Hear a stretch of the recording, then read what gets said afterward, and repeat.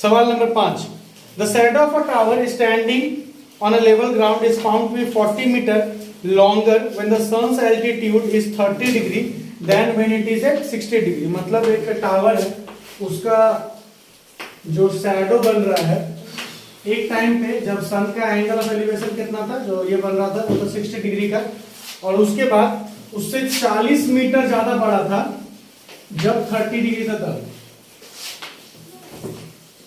मतलब ये A B उसका हाइट हो गया।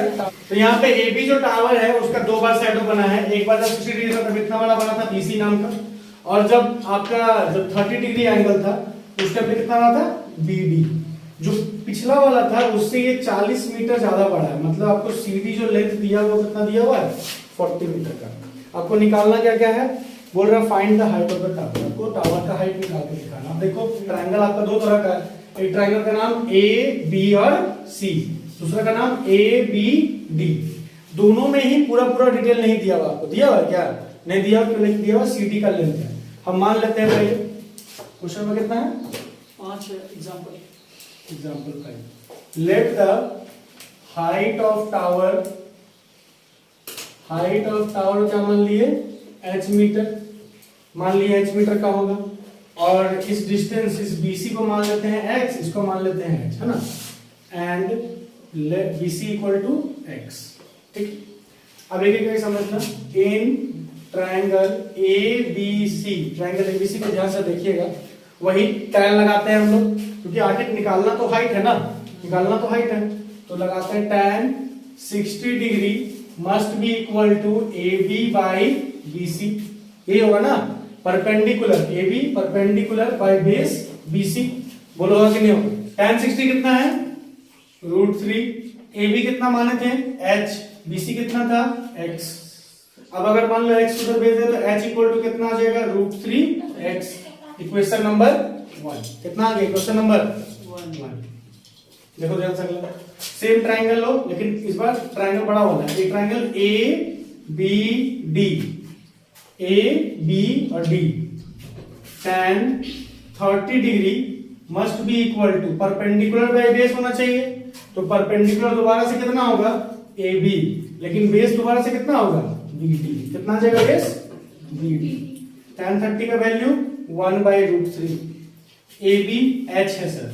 अच्छा BD जो है वो दो पार्ट में बटा हुआ है, फिर से समझना। एक BD तुम्हारा 40 है, मतलब BD का जो पार्ट है, और एक क्या है x है। मतलब इसको लिखेंगे 40 प्लस x। तो कोई दिक्कत यहाँ पे किसी को, आप क्रॉस मल्टीप्लाई कर लो, 40 plus x/√3 equal to h। Equation number 2। बोले यहाँ तक बात समझ में आया, यहाँ तक क्लियर है। बोलो अब इक्वेशन 1 इक्वेशन 2 को ध्यान से देखो। फ्रॉम 1 and 2, इक्वेशन 1 है, ये इक्वेशन 2 है, इसका ये भी h का वैल्यू है और ये भी h का वैल्यू है। तो अगर हम पुट करना चाहेंगे तो √3x must be equal to 40 plus x/√3। होगा कि नहीं होगा। इसका ये वाला वैल्यू, इसका ये वाला वैल्यू इक्वल हो जाएगा नहीं, h इक्वल है ना, हाँ ना बोलो। आगे देखो √3 को इससे मल्टीप्लाई करो, √3 कितना बन गया 3x equal to 40 plus x को जब भेज लो 3x minus x equal to 40, 2x equal to कितना आ गया 40/2 x आपका 20। तो x जो आ गया वो कितना आ गया 20 मीटर। आपको निकालना था हाइट ऑफ टावर जो कि h है, तो h इक्वल टू √3x था, मतलब कितना आ जाएगा 20 √3 मीटर। बोलो बात क्लियर है। The angle of depression of top and bottom of a 8 metre tall building from the top of a multi storey building are 30 degree and 45 degree. दो building है, एक छोटा है जो कि 8 मीटर टॉल है, पहले से दिया हुआ ये बात कि 8 मीटर टॉल बिल्डिंग है ये, और एक बिल्डिंग है जो कि मल्टी स्टोर, मतलब इससे बड़ा होगा, और दोनों के बीच में, मतलब इसका टॉप से, जो मल्टी स्टोर बिल्डिंग है उसका टॉप से, इसका टॉप को देखने का एंगल ऑफ डिप्रेशन और इसका बॉटम को देखने का एंगल ऑफ डिप्रेशन दोनों दिया हुआ है आपको। ठीक है, कितना कितना दिया हुआ देखो, एक दिया हुआ 30 डिग्री, एक दिया 45 डिग्री। मतलब अगर देखो ध्यान से तो ये वाला एंगल है 30 डिग्री और ये वाला एंगल कितना है 45 डिग्री। अब यहाँ पे क्या हो रहा है कि आपको निकालना क्या है, फाइंड द डिस्टेंस। पहले तो हाइट निकालना है मल्टी स्टोर बिल्डिंग का, और दूसरा डिस्टेंस बिटवीन टू बिल्डिंग्स, मतलब ये इसका हाइट भी निकालना है, ए बी पूरा हाइट निकालना है। दूसरा बीसी जो है वो 8 मीटर ही होगा, और अगला चीज क्या निकालना है, ये डिस्टेंस इस बिल्डिंग का मान लेते हैं डीई। ये वाला एंगल 30, तो यहाँ भी कितना हो जाएगा एंगल 30, बोलेगा तो समझ में आया। और ये वाला एंगल 45, तो ये भी कितना हो जाएगा 45 डिग्री। यहाँ पहले दिखा हुआ था ना टॉप, हाँ टॉप का 30 डिग्री और दूसरा बॉटम का 45 डिग्री। अब देखो ध्यान से, पहले तो ये 8 मीटर दिया हुआ है, ये मालूम नहीं है, ये डीसी भी नहीं मालूम है, कुछ नहीं पता है। पहले ध्यान देना, हम लोग क्या करते हैं, ये ट्राइंगल को लेते हैं। दो ट्राइंगल है हमारे पास, क्लियर कॉन्सेप्ट रखो। एक ट्राइंगल का नाम है ए बी ई, कितना नाम है इसका, question number 6, in triangle A B E.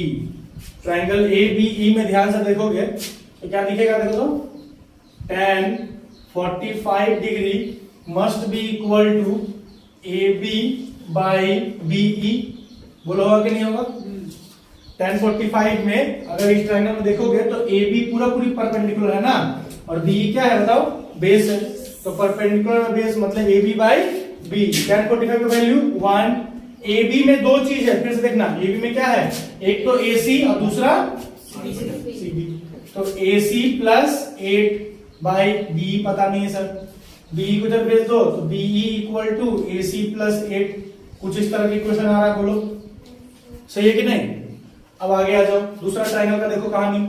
In triangle ADC, ADC triangle दिख रहा है ना, उसमें tan 30 डिग्री, कितना डिग्री बताओ, tan 30 है ना, और ये परपेंडिकुलर एसी, क्या है परपेंडिकुलर, और बेस क्या हो जाएगा सीडी। कॉमन सा बात है कि सीडी और ये तो इक्वल होगा आपस में, सीडी और बी इक्वल होगा। tan 30 1/√3 होता है, एसी का पता नहीं है, पर सीडी की जगह हम लोग बी लिख सकते हैं, as CD equal to B लिख सकते हैं ना, सीडी की जगह बी को क्रॉस मल्टीप्लाई करो, BE equal to AC√3, equation number 2। बोले यहां तक ठीक है।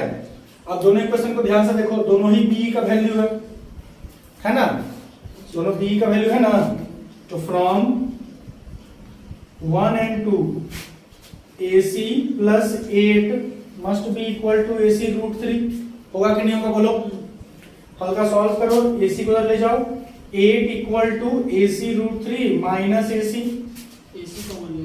अब यहाँ पे क्या आ जाएगा बताओ common, 8 equal to AC common हो गया, √3 माइनस 1। अब AC equal to 8 by √3 minus 1, multiply में था, हम डिवाइड में ले आए इसको। बोलो यहाँ तक कोई दिक्कत। क्रॉस मल्टीप्लाई करना है तो कर सकते हो, √3 प्लस 1 बाई √3 प्लस 1, रैशनलाइजेशन करना हो है ना, साइन चेंज याद है ना, माइनस का प्लस बना करते हैं। तो AC इक्वल टू कितना आ गया, 8 इंटू √3 प्लस 1, और यहाँ कितना आ जाएगा 3 माइनस 1। कैसे, a minus B A plus B, A square minus B square होता है ना, तो √3 का स्क्वायर 3 और 1 का स्क्वायर 1। देखो AC कितना आ गया, 8 √3 प्लस 1 बाई 2, कितना बार में 4 टाइम्स में। AC कितना आ जाएगा 4 √3 प्लस 1। यहां तक बात क्लियर है, ठीक है। AC आ चुका है ना, ये वाला लेंथ आ चुका है, पर आपको पूरा का लेंथ निकालना था, AB का लेंथ निकालना था। उसको करने के लिए क्या करेंगे, ऐड कर देंगे इसमें। पहले यहां तक उतारो फिर बात है। AC मालूम चल गया था, आपको निकालना क्या है AB। AB कैसे निकलेगा, AC प्लस BC। AC का वैल्यू कितना है 4 √3 प्लस 1, और BC पहले से मालूम है कितना 8। अब अगर देखो तो ध्यान से देखोगे, 4 √3 प्लस 4 प्लस 8, मतलब हम 4 से मल्टीप्लाई कर दिए हैं, 4 √3 आ गया, 4 को 1 से किए 4 आ गया, प्लस 8 था, दोनों को ऐड कर दो, 4 √3 प्लस 12 हो जाएगा, होगा बोलो। अगर दोनों में से 4 कॉमन कर लोगे तो √3 प्लस 3 मीटर। ये आपका मल्टी स्टोर बिल्डिंग का हाइट आ गया। अभी भी हमको बीई निकालना बाकी है। बीई निकालने के लिए क्या करेंगे, जो पहला वाला इक्वेशन था, इक्वेशन नंबर 1 था, B equal to AC plus 8, B equal to कितना हो जाएगा AC प्लस 8। AC का वैल्यू बताओ कितना है, देखो तो सेम नहीं है, 4 √3 प्लस 4 प्लस 8 सेम आ जाएगा ना, AC प्लस 8 जैसे पहले था वही अभी भी हो जा रहा है। That means 4√3 plus 3 metre. जैसे आपका ए बी आया था उतना ही सेम डिस्टेंस का बी भी आ रहा है। यहाँ तक कोई दिक्कत तो पूछो। 7 ध्यान देना, from a point on a bridge across a river the angle of depression of the banks on the opposite side of the river are 30 degree and 45 degree respectively। कह रहा है कि एक रिवर है, तो मान लेते हैं कि ये हमारा हो गया, यहाँ से एक पॉइंट गया P और यहाँ से भी एक पॉइंट, उसी पॉइंट से यहाँ पे हो गया, ये वाला जो है लाइन आपका ब्रिज है सपोज कर लो, और ये P पॉइंट है, ठीक है। इस पॉइंट का नाम क्या दिया गया है, ए बी, ठीक है। यहाँ तक हमारे क्या लिखा हुआ है, if the bridge is at 3 metre from the banks, अगर ब्रिज जो है वो 3 मीटर का डिस्टेंस पे होगा, मतलब ये डिस्टेंस कितना है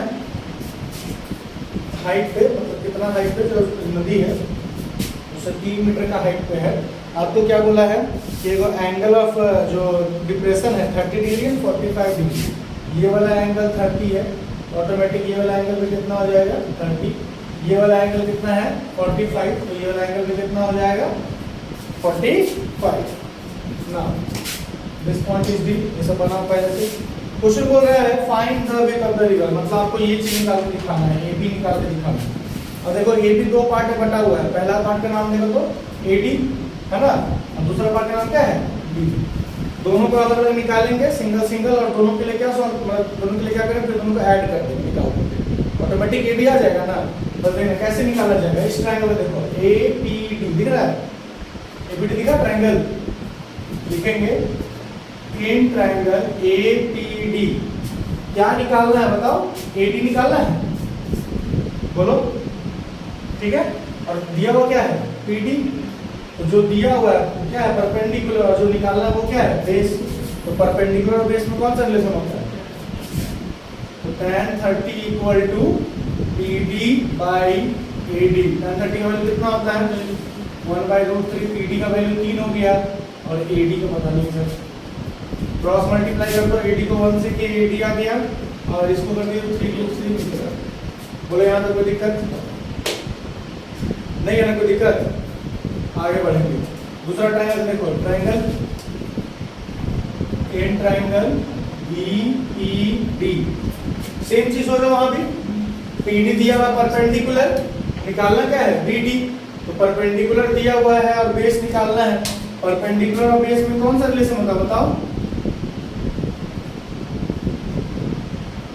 एन होता है ना।